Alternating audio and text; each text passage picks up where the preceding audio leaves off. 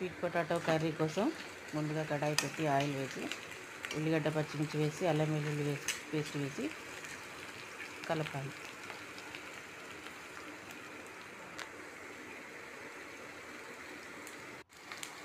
అల్లం వెల్లుల్లి పేస్ట్ వేగిన తర్వాత పసుపు వేసి బాగా కలపాలి.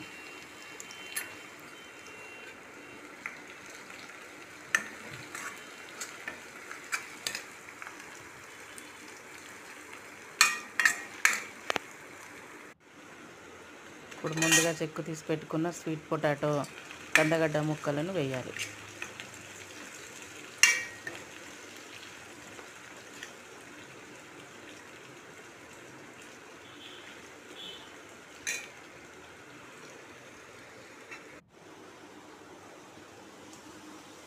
ఇవి బాగా ఫ్రై అయిన తర్వాత కారం వేసి పులుసుకు సరిపడినంత కారం వేసి ముక్కలకు పట్టేలాగా కారం కందగడ్డ ముక్కలకు పట్టేలాగా కలపాలి.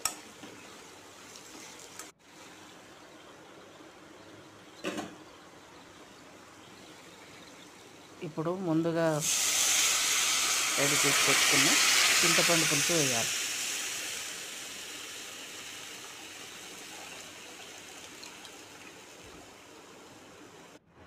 వేసి కలిపి పులుసును మరగనివ్వాలి.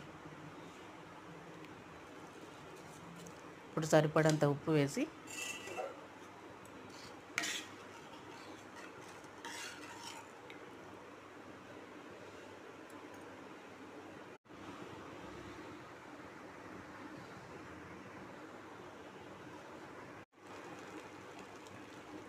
పులుసు ఇలా మరుగుతున్నప్పుడు కరివేపాకు వేయాలి, ధనియాల పొడి వేయాలి. వేసి కలిపి మరి కాసేపు ఉంచాలి.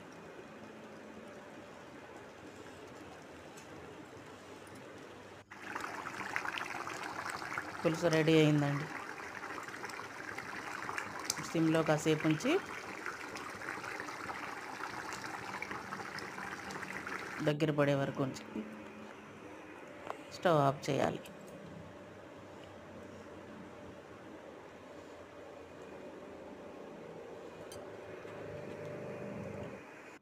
వేడి వేడి అన్నంతో పులుసు పప్పు కాంబినేషన్లో చాలా బాగుంటుంది. కందగడ్డ పులుసు పప్పు